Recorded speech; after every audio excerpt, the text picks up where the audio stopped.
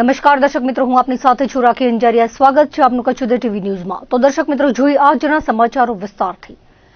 નશીલા પદાર્થોના વેચાણ અને હેરાફેરી સામે ચાલી રહેલા નો ડ્રગ્સ ઇન કચ્છ અંતર્ગત અંજાર પોલીસે વધુ સફળ કાર્યવાહી હાથ ધરી છે. અંજારના નવાનગર વિસ્તારમાંથી ગાંજાના જથ્થા સાથે એક શખ્સને ઝડપી પાડવામાં આવ્યો છે. અંજાર નાયબ પોલીસ અધિક્ષક મુકેશ ચૌધરીના માર્ગદર્શન હેઠળ પોલીસ દ્વારા માદક પદાર્થોના ગુનાઓ સામે સતત કાર્યવાહી કરવામાં આવી રહી છે. આ દરમિયાન ખાનગી બાતમી મળી હતી કે અંજારના નવાનગર રેલવે પાટા પાસે રહેતો અબ્દુલ બચ્ચુ બાફણ પોતાના મકાનમાં ગાંજો રાખી છૂટક વેચાણ કરી રહ્યો છે. બાતમીના આધારે પોલીસે તેના રહેણાંક મકાને દરોડો પાડી તપાસ કરતા કિલોગ્રામ ગાંજો મળી આવ્યો હતો. પોલીસે ગાંજાનો જથ્થો તથા અન્ય મુદ્દામાલ મળી 42,450નો મુદ્દામાલ કબજે કર્યો હતો. તપાસ દરમિયાન આરોપી અબ્દુલે ગાંજાનો જથ્થો તેના નાના ભાઈ અલ્તાફ બચ્ચુ બાફણ પાસેથી લાવ્યો હોવાનું કબૂલ્યું હતું અને તે ગ્રાહકોને છૂટક વેચાણ કરતો હોવાનું સામે આવ્યું હતું. અલ્તાફ બચ્ચુ બાફણને વોન્ટેડ જાહેર કરી પોલીસે તેની શોધખોળ હાથ ધરી છે. પૂર્વ કચ્છમાં ચાલી રહેલા no drugs in east Kutch અભિયાન અંતર્ગત સામખિયાળી પોલીસે માદક પદાર્થો વિરુદ્ધ કાર્યવાહી હાથ ધરી છે. પેટ્રોલિંગ દરમિયાન શંકાસ્પદ હાલતમાં ફરી રહેલા બે શખ્સોને રોકી તપાસ કરતા તેમની પાસેથી 222 ગ્રામ ચરસ મળી આવ્યું હતું. પોલીસે આરોપીઓને અંગ ઝડપી લેતા માદક પદાર્થ ઉપરાંત મોબાઈલ ફોન, રોકડ રકમ અને 4,54,000નો મુદ્દામાલ કબજે કર્યો હતો. પૂછપરછ દરમિયાન આરોપીઓ પાસે ચરસ અંગે કોઈ સંતોષકારક જવાબ ન મળતા તેમની સામે એનડીપીએસ એક્ટ 1985 હેઠળ ગુનો નોંધી વધુ તપાસ શરૂ કરવામાં આવી છે. ઝડપાયેલા આરોપીઓમાં દલપતિસિંહ અને અજય અશોક શર્મા છે. પોલીસે આરોપીઓ પાસેથી મળેલા ચરસનો જથ્થો ક્યાંથી લાવવામાં આવ્યો હતો અને કોને પહોંચાડવાનો હતો તે દિશામાં તપાસનો ધમધમાટ શરૂ કર્યો છે. સુરજબારી ટોલ નાકા ઓવરલોડ ડમ્પરો દ્વારા ટોલ પ્લાઝા પર ગાડીઓ લેનમાં ઊભી રાખી દેતા આશરે 4 કિલોમીટર લાંબો ટ્રાફિક જામ સર્જાયો હતો, જેના કારણે સામાન્ય વાહન ચાલકો, મુસાફરો અને ટ્રાન્સપોર્ટરો ભારે હાલાકીનો સામનો કરી રહ્યા છે. મળતી માહિતી મુજબ ટોલ પ્રશાસન દ્વારા ઓવરલોડ વાહનો પાસેથી વધારાનો ચાર્જ વસૂલવાની કાર્યવાહી હાથ ધરાતા ડમ્પર ચાલકો અને ટ્રાન્સપોર્ટરોએ તેનો ઇનકાર કર્યો છે.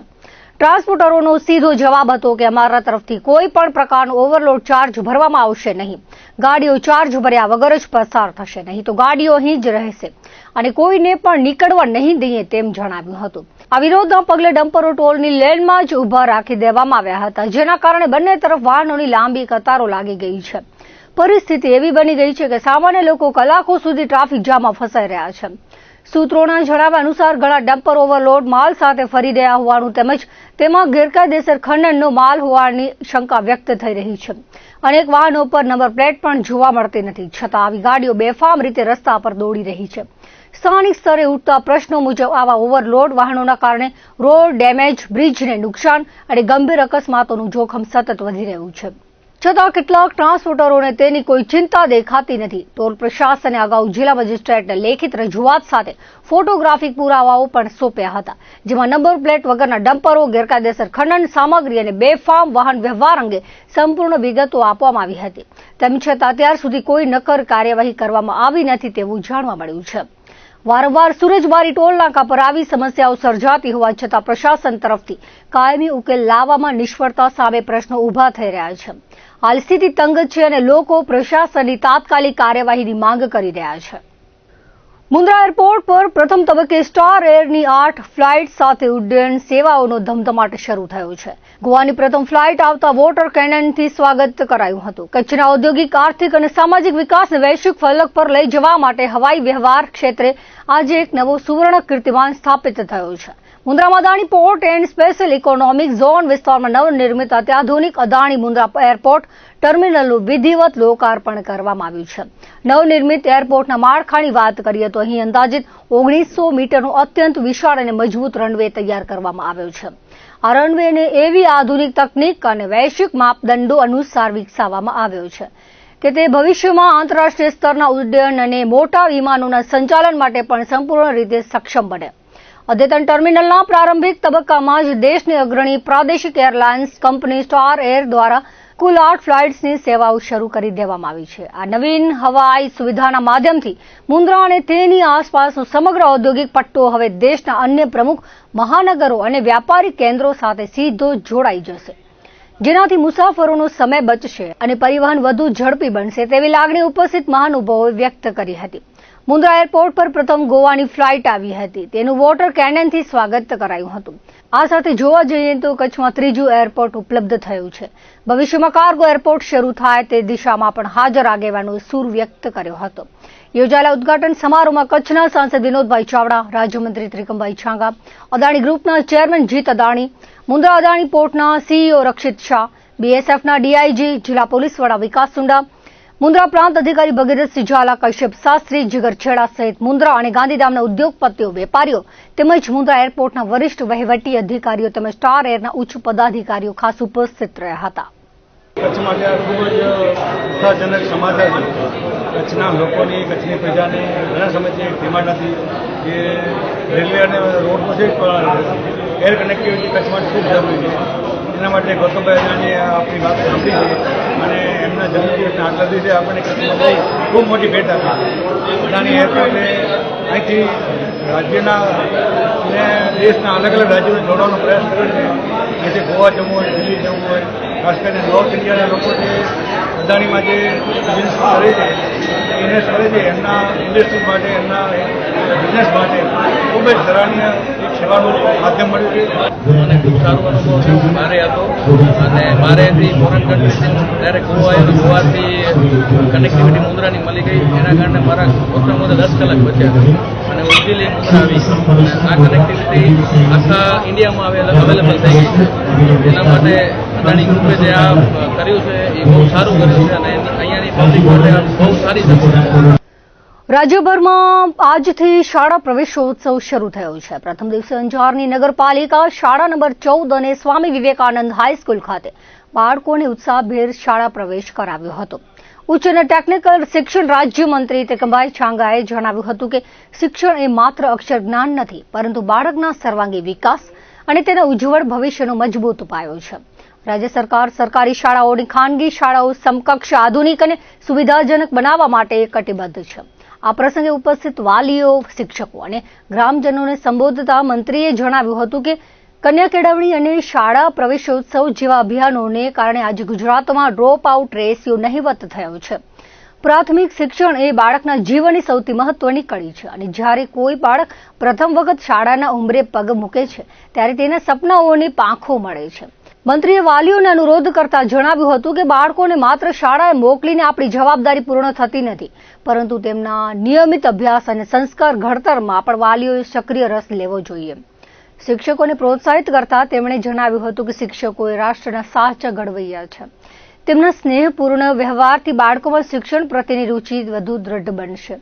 કાર્યક્રમમાં મંત્રીશ્રીએ શાળામાં પ્રથમ વખત પ્રવેશી રહેલા ભૂલકાઓને કુમકુમ તિલક કરી શૈક્ષણિક કીટ આપીને આવકાર્યા હતા. તેમના ઉજ્જવળ શૈક્ષણિક ભવિષ્ય માટે શુભકામનાઓ પાઠવી હતી. કાર્યક્રમની શરૂઆતમાં મહાનુભાવો અને અધિકારીઓનું ઉષ્માભર્યું આગમન કરાયું હતું. બાદમાં દીપ પ્રાગટ્ય અને પ્રાર્થના દ્વારા મહોત્સવને મંગલમય બનાવવામાં આવ્યો હતો. શાળા પ્રશાસન દ્વારા મહેમાનોનું સ્વાગત કર્યા બાદ મુખ્ય પ્રવેશોત્સવ કાર્યક્રમ યોજાયો હતો, જેમાં ધોરણ 1, બાલવાટિકા તેમજ માધ્યમિક, ઉચ્ચતર માધ્યમિક વર્ગોમાં પ્રવેશ મેળવનારા ઉત્સાહી બાળકોને શૈક્ષણિક કીટ આપી પ્રોત્સાહિત કરાયા હતા. ગુણોત્સવમાં શ્રેષ્ઠ પ્રદર્શન કરનારા તેજસ્વી તારલાઓનું વિશેષ સન્માન પણ કરવામાં આવ્યું હતું. પર્યાવરણની જાળવણીના સંદેશ સાથે વૃક્ષારોપણ કરીને આજના પ્રથમ દિવસના શૈક્ષણિક ઉત્સવને યાદગાર બનાવ્યો હતો. પૂજ્ય ત્રિકમદાસજી મહારાજ સહિતના આગેવાનો હાજર રહ્યા હતા. કોડકી ગામે આવેલી શાળા નંબર 1માં ઉત્સાહભેર શાળા પ્રવેશોત્સવની ઉજવણી કરવામાં આવી હતી. આ કાર્યક્રમ એગ્રીકલ્ચર ફાર્મર વેલફેર વિભાગના ડોક્ટર અંકિતા એ જાડેજાની પ્રેરક ઉપસ્થિતિમાં યોજાયો હતો. શાળા પ્રવેશોત્સવ અંતર્ગત વિવિધ રંગારંગ અને પ્રોત્સાહક કાર્યક્રમોનું આયોજન કરવામાં આવ્યું હતું. કાર્યક્રમ દરમિયાન શાળાના આંગણે પ્રથમ વખત પગ મૂકનાર નાનકડા ભૂલકાઓને કુમકુમ તિલક કરીને ખૂબ જ ઉષ્માભેર આવકારવામાં આવ્યા હતા.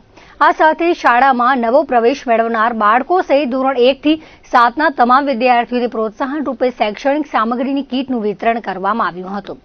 પર્યાવરણની જાળવણીના સંદેશ સાથે મુખ્ય અતિથિ ડોક્ટર અંકિતા જાડેજા તેમજ સ્થાનિક આગેવાનોના હસ્તે શાળા પરિસરમાં વૃક્ષારોપણ પણ કરવામાં આવ્યું હતું. આ પ્રસંગે સરપંચ નારાયણભાઈ રબારી, શાળાના આચાર્ય શ્રી ત્રિવેદી, ગામના અગ્રણીઓ હરિભાઈ દેવજીભાઈ મહેશ્વરી, ગાભાભાઈ મહેશ્વરી તેમજ અરવિંદભાઈ કોહલી ખાસ ઉપસ્થિત રહ્યા હતા. કાર્યક્રમને સફળ બનાવવા માટે શાળાના શિક્ષકોએ જહેમત ઉઠાવી હતી અને મોટી સંખ્યામાં ગ્રામજનોએ હાજર રહીને બાળકોનો ઉત્સાહ વધાર્યો હતો. કોરકી ગ્રામ પંચાયત સરપંચ આજે પ્રવેશ ઉત્સવ હતો, જે પ્રવેશ ઉત્સવમાં જે બાલિકામાં નાના છોકરાઓ જે આંગણવાડીમાંથી આવીને જે સ્કૂલમાં ભણવા આવ્યા તેમનામાંથી સંખ્યા બહુ સારી એવી આવી છે અને અમારા ગામના દરેક વર્ષો બાળકો પ્રાઇવેટ સ્કૂલમાં સરકારી સ્કૂલમાં આવે છે. એના માટે અમારા ગામને એક સારું એવું શિક્ષણ મળે છે, જે પ્રાથમિક શાળામાંથી જે સાહેબોના બધાની મહેનતથી એ જે સ્કૂલનો સ્ટાફ છે એ બધાની એક મહેનત છે અને ખાસ એવા સાહેબ આપણા જે ત્રિવેદી સાહેબ છે એ ખૂબ મહેનત કરી છે. એ શ્રેય બધો છે એ સ્કૂલના સ્ટાફને પણ છે. આજના દિવસે કન્યા કેળવણી અને શાળા પ્રવેશોત્સવના મહોત્સવમાં સરકારશ્રીના પ્રતિનિધિ તરીકે હું આજે અહીંયા કોલડી ગામની પ્રાથમિક શાળામાં અહીંયા આવી છું. શાળાનું વાતાવરણ ખૂબ જ સરસ છે. અહીંયાના શિક્ષકો ખૂબ જ ઉત્સાહી છે, પ્રિન્સિપલ બી અહીંયાના ખૂબ જ ઉત્સાહી છે. સર્વના પ્રયત્નથી આજે બાળકો સ્કૂલમાં આવી રહ્યા છે. અહીંયા બધાની પ્રેઝન્સ બી ખૂબ સારી છે, જે સૂચવે છે કે બાળકોના પ્રગતિ માટે શાળા કેટલી આગળ પડતી ફરજ બજાવી રહી છે. સાથે ને સાથે ગામના વાલીઓ એ સ્ટુડન્ટ્સ માટે, આપણા બાળકો માટે, એમના ભવિષ્ય અને એમના શિક્ષણ માટે જે એમની કામગીરી કરી રહ્યા છે એ ખૂબ સરાહનીય છે. અને આઈ રિયલી મને એવું લાગી રહ્યું છે કે આવી જો શાળાઓ, દરેક શાળાઓ આવી શાળા હશે તો બાળકનું ઓવરઓલ ઘડતરમાં ખૂબ જ સારું રહેશે. સાથે સાથે શિક્ષકો અહીંયાના ખૂબ જ જાગૃત છે. બાળકોને માત્ર ભણવામાં નહીં પરંતુ અન્ય એક્ટિવિટી જેમ કે યોગાસન લઈ લો કે વાંચન લઈ લો, બધામાં જ બાળકોને આગળ વધવા માટે અલગ અલગ રીતે ખૂબ જ સારી એવી પ્રેરણા આપી રહ્યા છે. મારો અહીંયા આવવાનું ખૂબ જ સારું રહ્યું. મને ઘણી સારી વસ્તુઓ સ્કૂલ વિશે જાણવા મળી. I am really appreciating this atmosphere and the staff of this school and this is really a good place to have students having your students studying over here. શાળા આંગણવાડી કેન્દ્ર તથા બાલવાટિકા પ્રવેશોત્સવનો પ્રારંભ કરવામાં આવ્યો છે. રાપરમાં કન્યા શાળા, કુમાર શાળા, અયોધ્યાપુરી કુમાર શાળા, અયોધ્યાપુરી કન્યા શાળા સહિત વિવિધ શાળામાં પ્રવેશોત્સવની ઉજવણી કરવામાં આવી હતી. કન્યા તથા કુમાર પ્રવેશ આંગણવાડી કેન્દ્રમાં તથા બાલવાટિકામાં પ્રવેશ આપવામાં આવ્યો હતો. ગાંધીનગરથી સચિવ તેજસભાઈ સોની, તાલુકા મામલતદાર એચ.વી. વાઘેલા, નગરપાલિકાના પ્રમુખ ચાંદભાઈ બિંડે વગેરેના હસ્તે પ્રવેશોત્સવ કરાવવામાં આવ્યો હતો. બાળકોને કુમકુમ તિલક કરીને શાળા અને બાલવાટિકામાં પ્રવેશ અપાયો હતો. મહાનુભાવોએ શિક્ષણનું મહત્વ સમજાવ્યું હતું.